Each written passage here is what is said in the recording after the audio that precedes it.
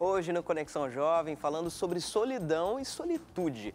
Olha, eu fiquei pensando aqui em várias coisas, principalmente na nossa correria no dia a dia. Porque a gente não tem tempo, às vezes, de tomar uma água, de dormir o tempo necessário. E quando a gente vê, a gente se pega na solidão. O que a gente pode fazer para prevenir ou então para tentar remediar essa situação, evitar que a solidão chegue na nossa vida? O nosso dia a dia, ele está cada vez mais corrido, né? A gente está se preocupando muito com as questões do trabalho, deixa as relações em segundo plano. Eu acho que uma das ações que a gente pode fazer é tentar se policiar e se manter conectado com as pessoas, mas no sentido real, né? Então, se você tem um intervalo ali do seu trabalho, tem uns minutinhos, conversa com seu amigo, combina de fazer alguma coisa, mas de estar entre outras pessoas, né? Eu acho que esporte, atividade física é uma coisa que une bastante as pessoas. Eu acho que para combater a solidão, a gente também pode pensar na questão do trabalho voluntário, que é você se dedicar aos outros. E quando você se dedica aos outros, você esquece um pouco das suas questões, das suas dores, né? Então, eu acho que é um caminho bacana. Muito bom. Eu acho também assim que a gente precisa um pouquinho ser mais tolerantes, né? Entender que as pessoas erram. Então, aceitar mais as pessoas como elas são. Isso tira um pouquinho o nosso egocentrismo, Às né? vezes é difícil lidar com o outro. Quase sempre. Muito difícil. Sabe por quê? Porque parte de mim, né? Às vezes eu não consigo lidar comigo mesma. E ninguém dá o que não tem. Eu acho interessante, tem uma filósofa, ela chama Viviane Mosé, e pesquisando sobre o tema, eu encontrei um vídeo dela que eu achei muito bacana. Ela diz que estar só deveria ser uma condição para que eu esteja melhor com o outro, né? Então, eu acho interessante essa questão.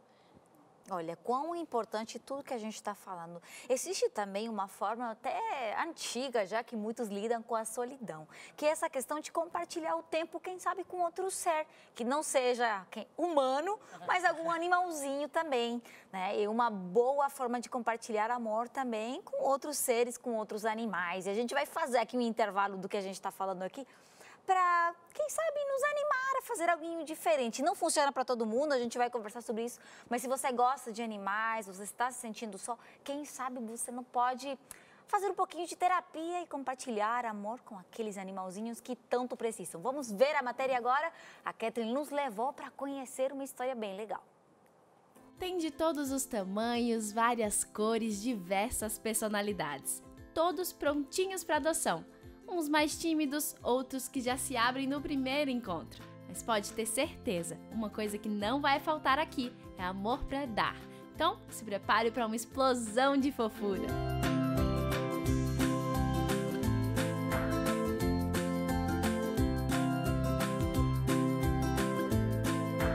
Aqui na ONG Clube dos Vira-Latas é feita a adoção de cães que foram vítimas de maus tratos. Todos os dias você pode vir aqui para adotar uma coisinha fofa dessa para levar para casa, né?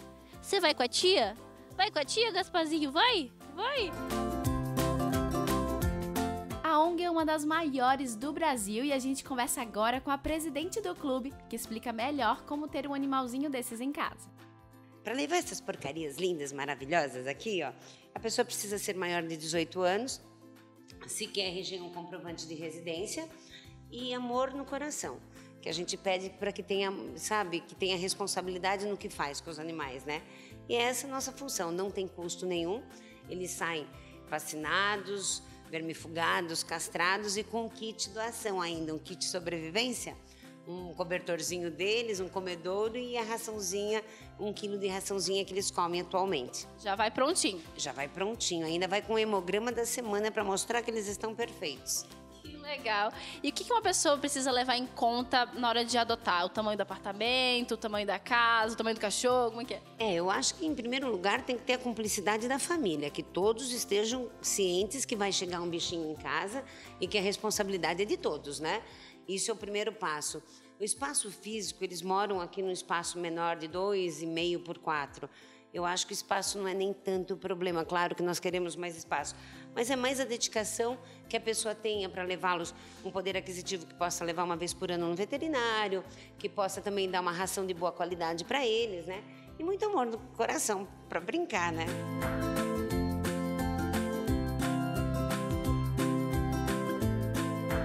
todos são especiais. Todos que ganham um lar e vão para casa, tem um que foi adotado igual a ele, o Zeca, que está com uma pesquisadora científica mesmo de medicina, e ele vai para tudo quanto é lugar do mundo. Saiu do nosso canil. Tá melhor que muita gente aí. Muita gente, amado, o nome dele é Zeca, muito amado. Ai, que fofo, né? Além da adoção, existem outras formas de ajudar. O segredo é se envolver. E se por algum motivo você não puder levar o Gasparzinho ou qualquer um outro cachorrinho daqui para casa, nós temos aí um e-mail que tá aparecendo na sua tela, onde você pode apadrinhar um. Olha só que bacana. Então, não perca tempo, entra lá, manda o seu e-mail e participe com a gente desse projeto tão bacana que acontece aqui.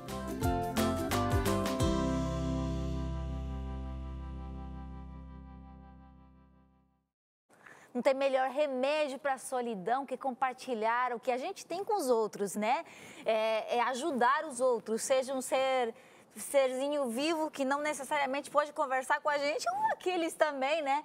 Que a gente pode ajudar no nosso dia a dia. Que interessante, né? Como os animais também podem nos ajudar nessa questão de nos sentir menos sós, né? Isso mesmo, Janina. Certa vez eu recebi um texto muito interessante que se encaixa muito bem nesse tema. Um menininho estava com um cachorrinho e ele estava em fase terminal de câncer.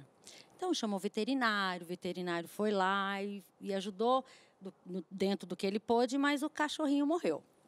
E aí o veterinário viu aquela tristeza do menininho e falou assim, poxa vida, né? Por que será que os animais têm uma vida assim tão breve, né? Assim, 15 anos, o cachorro mais ou menos vive.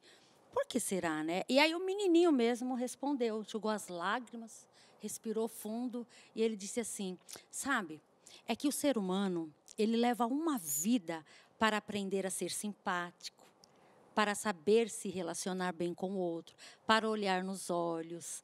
O animal, o cachorrinho, ele já nasce sabendo. Então, esse tempo de vida que ele tem é só para nos curtir. Então, por isso que eles vivem pouco. E eu acho isso muito real. Eu tenho um cachorro e esse cachorro, ele estava com um problema na dentição e às vezes eu chegava em casa, tadinho, estava sangrando, sabe? Nem uma vez, gente, claro que o cachorro não fala, mas nem na maneira dele expressar, ele me condenou, ou ele xingou, ou ele reclamou, sabe? Sempre pronto, sempre sorridente, sempre pulando. Interessante isso, né? Como o animal, ele passa o melhor para o ser humano. E aí, quem não quer ser bem tratado? E é interessante dessa questão com os animais, né? Por exemplo, as pessoas que são cegas precisam do cão-guia. E quão importante é essa relação para a pessoa? A gente também sabe hoje em dia que a ecoterapia, por exemplo, traz muitos benefícios para aquelas crianças que precisam de mais estímulo porque tem alguma síndrome ou alguma coisa. No caso da síndrome de Down também, né? Porque o animal, ele é esse estímulo a mais. Que legal. E olha só, a gente está falando aí, quem sabe, de algumas dicas para a gente tentar aí lidar melhor com a solidão. Que outras coisas a gente pode falar também para quem está ali em casa, que está se sentindo só e quer fazer alguma coisa para sair dessa situação? Então, como a gente até já comentou, mas é muito, cada vez mais, poder falar disso é importante. Então, praticar exercício físico, procurar ter uma alimentação saudável. Gente, isso não é assim, porque a gente está pegando num ponto de alimentação. Tem um aminoácido que se chama triptofano. Sabe qual é a única função do triptofano? É liberar serotonina, que é o hormônio da felicidade. E aonde a gente encontra o tal do aminoácido? Nas frutas, nos legumes, né? Em saladas. Então, é importante ter uma alimentação adequada para que a gente tenha sentimentos de felicidade, né? Então, se alimentar bem, exercício físico, como já foi dito, procurar ajudar alguém, porque você tira o foco da sua vida. E procurar ajuda de profissionais. É muito importante isso. Entre essas ações que podem ser feitas, quando eu estava pesquisando a respeito do tema, eu achei algumas coisas interessantes. Uma escola de idiomas de São Paulo, ela uniu o útil ao agradável.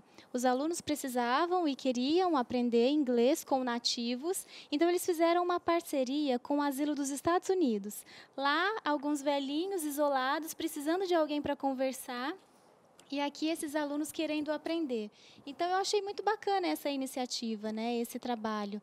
E eu acho que a gente tem que cada vez mais pensar em estratégias que combatam essa solidão, né? Então, o trabalho voluntário, a gente já comentou, adotar um pet, também a adoção de crianças, enfim, são inúmeras as coisas que a gente pode estar fazendo. E quando ela fala a respeito da alimentação, a respeito da atividade física, é você ter um mínimo de preparo, né, e de condições para estar se relacionando com o outro da melhor maneira possível, né?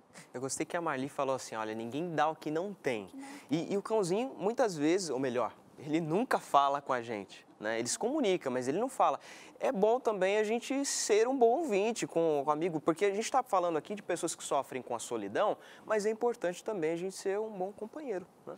E, às vezes, fazer uma escuta sem julgar essa pessoa, né? A gente precisa aprender a ouvir e a gente precisa aprender a ouvir sem, muitas vezes, querer resolver aquele problema logo de pronto. Às vezes, essa pessoa que está se sentindo sozinha, ela precisa apenas conversar e desabafar. Não necessariamente que você vai solucionar os problemas da vida dela, mas ela precisa de alguém que a ouça sem julgar, porque isso daí facilita muito, né? Ouvir sem julgar. Isso. Agora, a gente está vendo que essa questão de solidão também tem a ver com essa dificuldade cada vez maior que a gente tem de se relacionar, de construir relacionamentos significativos, de verdade. Quem sabe antes as pessoas não tinham, né, distrações, ou não tinham tantas distrações com a internet, a vida virtual, outras coisas, até vida doida, né, que a gente vive. E tinha mais tempo para conversar, para parar, para, quem sabe, saber o que está acontecendo na vida da outra pessoa, ter mais empatia, né, um com o outro.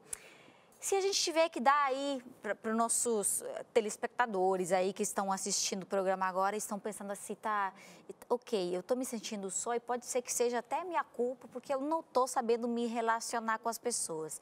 Que dicas que a gente pode dar para aprender ou reaprender a nos relacionar melhor com as pessoas? O que a gente tem que fazer? Eu acho que a Marli até comentou alguma coisa, mas eu acho que é preciso aprender a perdoar, ser menos crítico, ser mais tolerante com as pessoas, ser mais paciente, saber ouvir. Eu acho que esse é um caminho. E por que, mas você falou aí, a gente não consegue, né? A gente está falando sobre isso, a gente não consegue dar aquilo que a gente não tem. Então, como que a gente tem isso que precisa dar? Porque geralmente quem já está se sentindo só, já está naquela bola de neve, né? Já está triste, já está depressivo, já não quer saber de ninguém, já está isolado. Como eu consigo sair dali? Porque não é tão fácil assim, tipo, de um dia para o outro, tá, agora eu vou sair e vou ser uma nova pessoa, né? Não é tão fácil assim.